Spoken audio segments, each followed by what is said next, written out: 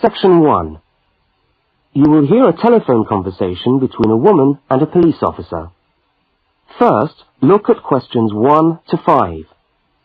For each of the questions, 4 alternatives are given. Decide which of the alternatives, A, B, C, or D, best fits what you hear on the tape, and circle the appropriate letter.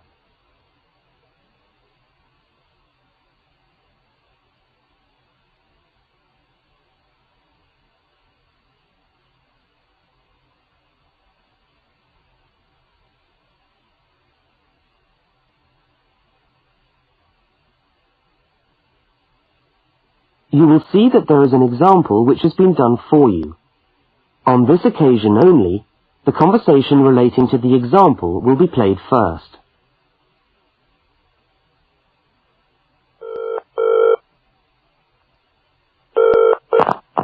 Good evening, City Police Station. Can I help you? Oh, hello. I'd like to report a stolen briefcase, please. Just a minute and I'll put you through. The woman says she wants to report a stolen briefcase, so A has been circled. Now we shall begin. You should answer the questions as you listen, because you will not hear the recording a second time. Now listen carefully to the first part of the conversation, and answer questions 1 to 5.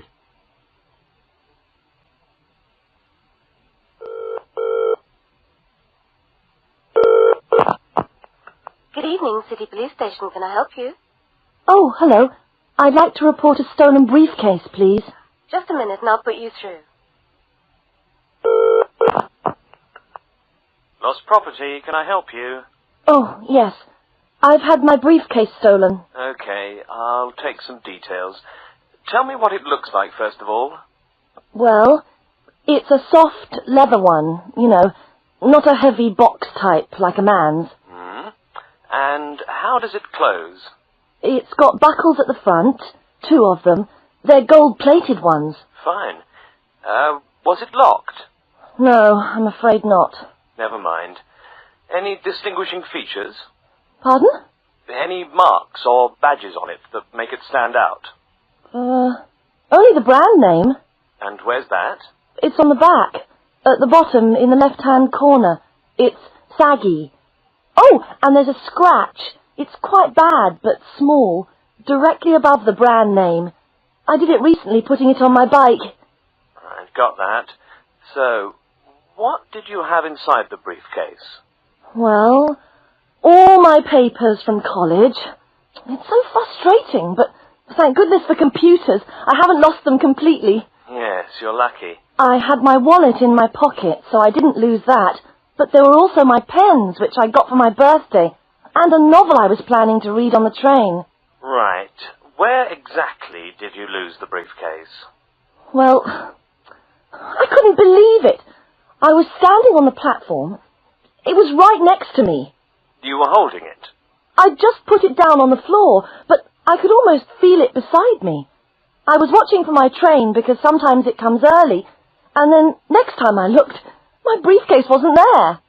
And what time was this? It must have been about 5:20. No, a bit later. I'd say 5:30 because it was just getting crowded and the train normally comes at about 25 to 6. Before they continue their conversation, look at questions 6 to 10.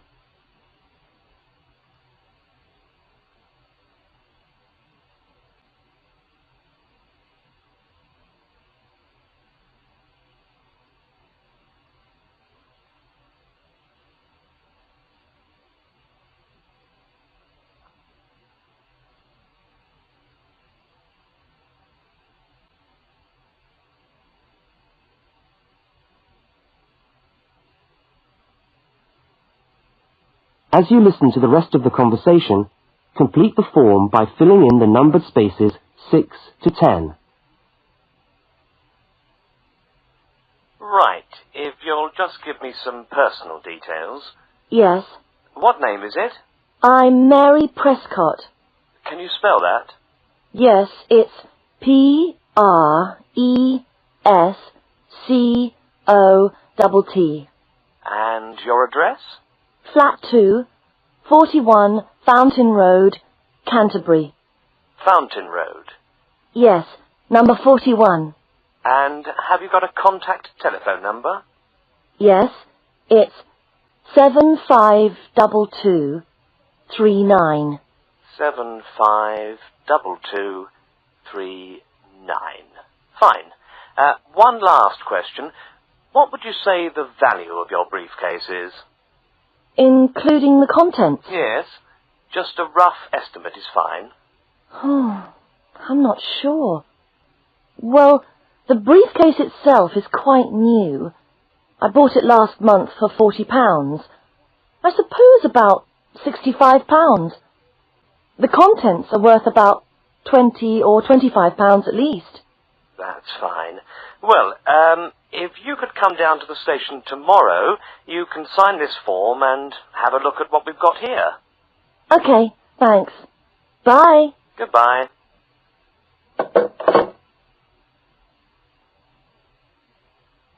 That is the end of section 1. You now have half a minute to check your answers.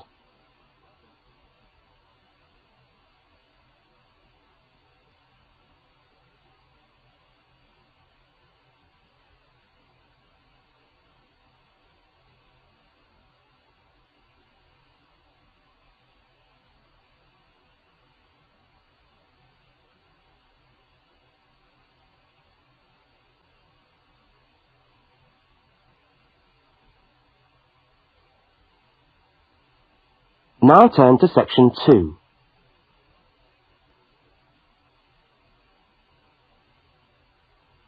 Section 2. You are going to hear a news report from an Australian radio program. First, you have some time to look at questions 11 to 13.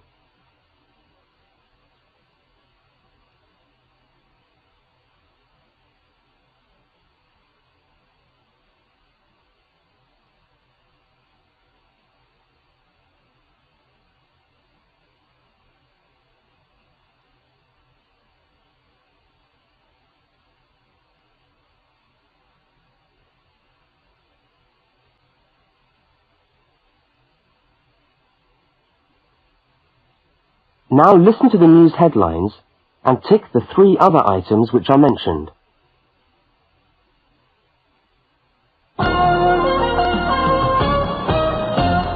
This is the 6 o'clock news for Tuesday the 25th of November. And first the headlines. The Prime Minister has promised to help the drought-stricken farmers in the northern part of the country who haven't seen rain for nearly 2 years. And in Sydney, a group of school children are successfully rescued from a plane which landed in the sea shortly after takeoff. Transport workers are on strike in Melbourne over a pay claim, and the strike looks set to spread to other states. And on a fashionable note, there's to be a new look for the staff of Qantas, Australia's national airline. Now you have some time to look at questions 14 to 21.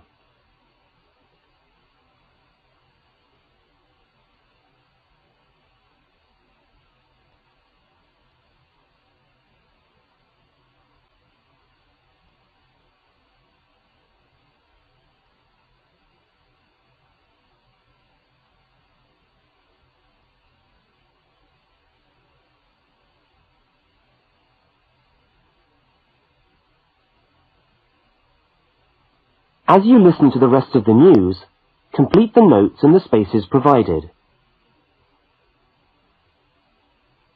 The Prime Minister has pledged today that he will make $250 million available to help the drought-stricken farmers who have not seen rain for years get through the next 5 years. Money that was to have been spent on the restructuring of Sydney's road system has been reallocated to what the Prime Minister described as a more worthy cause. Farmers are to receive financial assistance to help see them through the worst drought in over 50 years. Many farmers feel that while the money is welcome, it has come too late to save them and their farms from financial ruin, and are angry that the government did not act sooner. A group of school children who were travelling in a privately chartered aeroplane from Sydney to Queensland to take part in a musical concert found themselves swimming for the shore when their aeroplane had to land in the sea just 3 minutes after taking off from Sydney Airport. The pilot managed to bring the aircraft and its 50 passengers down safely in the calm waters of Botany Bay, where boats and pleasure craft were able to come to the rescue of the boys. The fact that it was a weekend meant that there were hundreds of boats in the bay enjoying the good weather, and this undoubtedly helped the rescue operation. "We owe our lives to the skill of the pilot," said one of the boys, but the pilot replied modestly that it was all part of a day's work. However, all their musical instruments were lost, and they never got to play at the concert. That is the end of section 2. You now have half a minute to check your answers.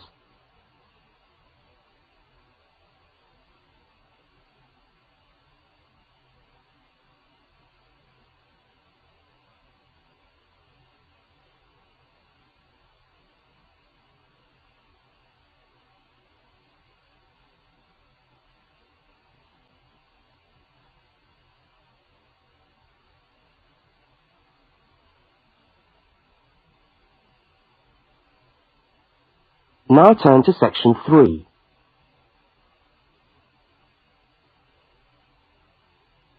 Section 3. In this section, you will hear a conversation between a university student and a university lecturer. Look at questions 22 to 25. For each of the questions, 4 alternatives are given. Decide which of the alternatives best fits what you hear on the tape and circle the appropriate letter.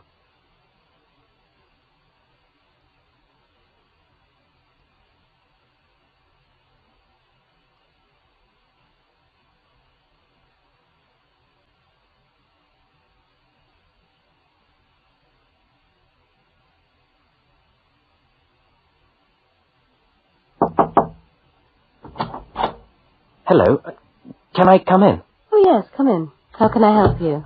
I was looking for the economics office.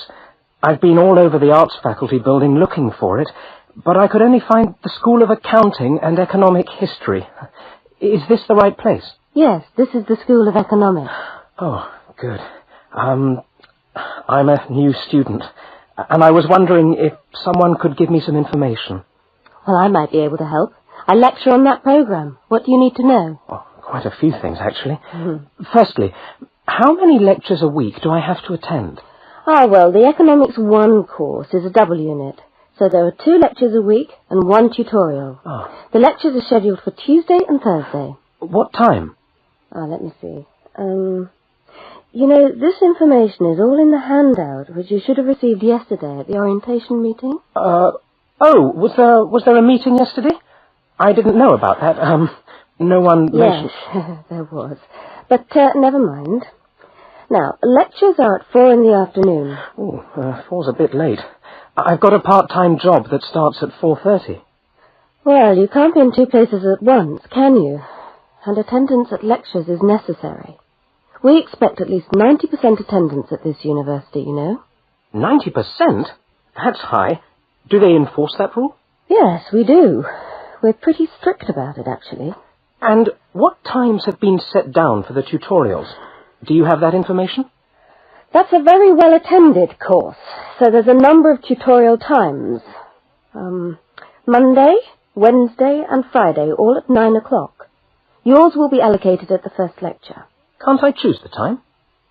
Maybe, maybe not. You'll have to talk to the lecturer on the course. Dr. Roberts is his name. Oh, okay. Now look at questions 26 to 31.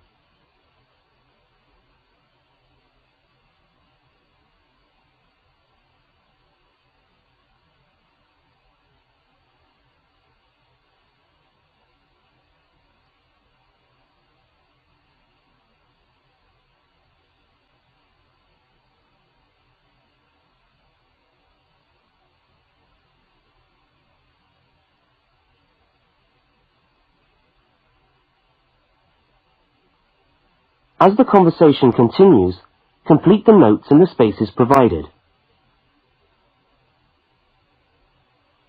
Anything else I can help you with while you're here? Well, yes, actually. Do you know what the course requirements are? I mean, how much work is expected for this course? Well, you have to complete a tutorial paper. What does that involve? Well, it's a piece of work on a given topic based on some set reading texts. You'll have to give a small talk to your tutorial group. Oh, how long does that have to be? Oh, about 25 minutes usually. I have to talk for 25 minutes? Yes, that's right. And then you have to write up your piece of work and give it to the lecturer to be marked. Right. And is that all? No. You also have to complete a 3,000-word essay on a topic. Can I choose the topic? Yes, usually you can. Right. That shouldn't be too bad. And in addition to that, there is an exam. An exam?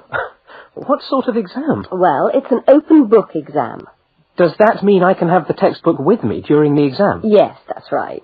And can you give me any idea about the content of the first year of economics, so that I can get into some reading? Well, you'll be getting the reading list next week when lectures start. All the books are in the library. Yes, but won't everyone else take them out as soon as they get the reading list too? Well, yes, they might. But most of the important ones are held in closed reserve. That's a part of the library where you can go to read books, but you can't take them out of the building. What did you call that section of the library? Closed reserve. However, we do recommend that you buy the core books. You'll find them useful and you'll need them for the exam. Yes, I suppose I will. But what is the focus of the course? Well, the course at this university has a vocational focus. That is, a focus on preparing its graduates for work. So we're orientated very much towards employment. Oh, so my chances of getting a job are good? Well, provided you get good results. Well, look, thanks for your time. You've been really helpful. That's fine. See you next week, then.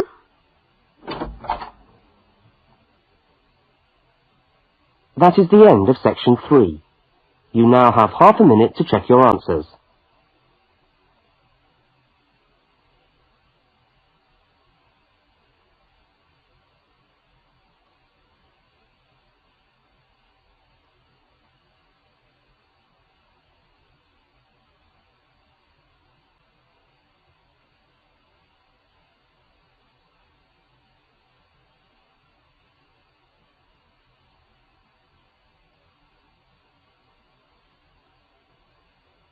Now turn to section 4.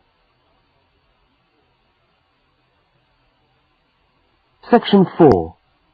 You will hear a talk given by a university lecturer about the structure of the university. First, look at questions 32 to 36.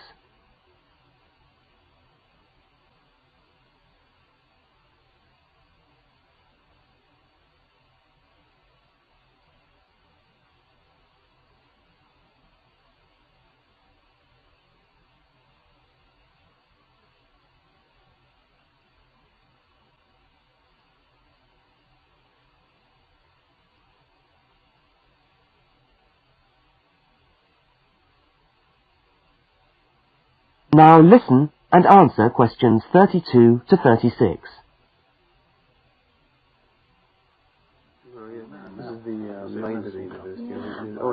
Good morning, and welcome to the University of Westlands. My name is Marcia Mayhew, and I'm the coordinator of the Bachelor of Social Science degree. This morning, I'd like to tell you about the structure of the university and about some of the requirements of the degree that you're about to enter. The Bachelor of Social Science is in one faculty within the university. That is the faculty where I work, known as Arts and Social Sciences.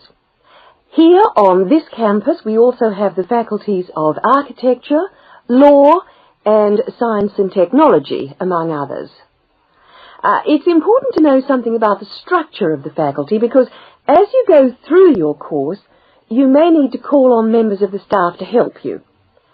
At the top of the faculty, we have a dean, and below the dean, we have 3 divisions. Each division has a divisional head, and your degree is located in the Division of Social Sciences. Within each of the divisions, there are the departments, and each of these offers the different degrees. For instance, 2 of the departments which offer the major subjects for your award are sociology and psychology. Each has a departmental head, but for practical purposes, the people you are going to see the most of are myself as coordinator of the social sciences degree, and the actual lecturers who are teaching the subjects that you are taking. For instance, in the first semester, you'll be doing 4 subjects: psychology, sociology, history, and economics. If you have any problems or difficulties, not that I'm anticipating you will, but you never know, then you should go and see your lecturers. For instance, you may find that you can't meet a deadline for an essay, or perhaps you're having problems with attendance.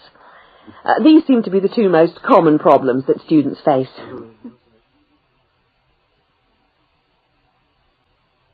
Now look at questions 37 to 41.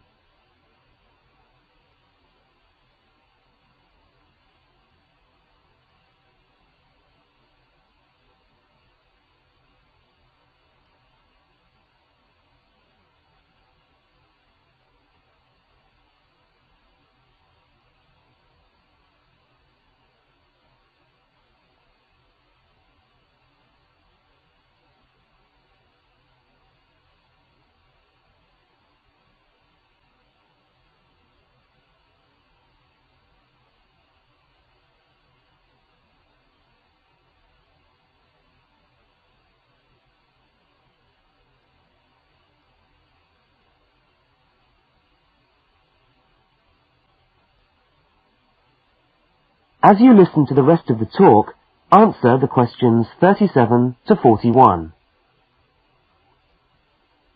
If your lecturers are unavailable, you can always come and see me in my office.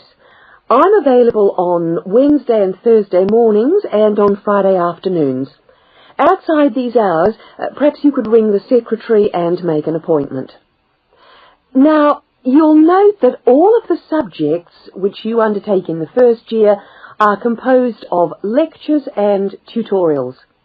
A lecture is about an hour long, and a tutorial usually runs for about 2 hours. A lecture is rather like what I'm doing now, where one person will talk to all of you together on a subject.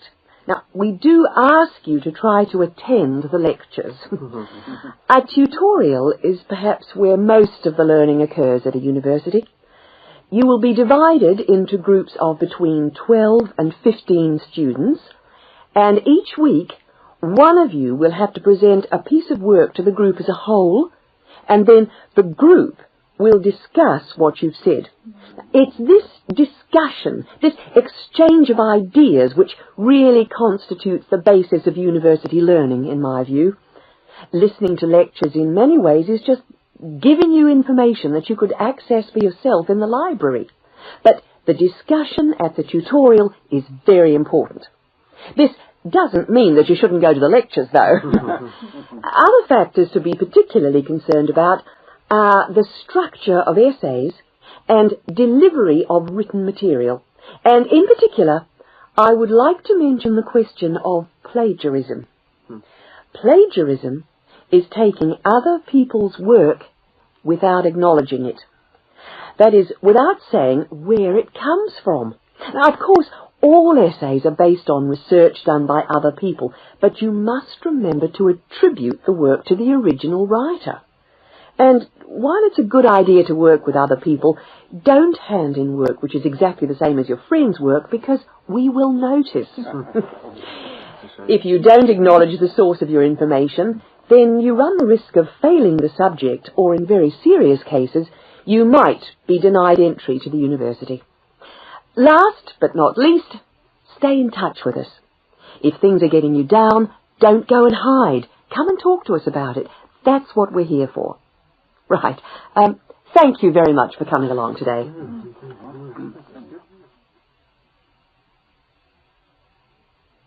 That is the end of section 4. You now have half a minute to check your answers.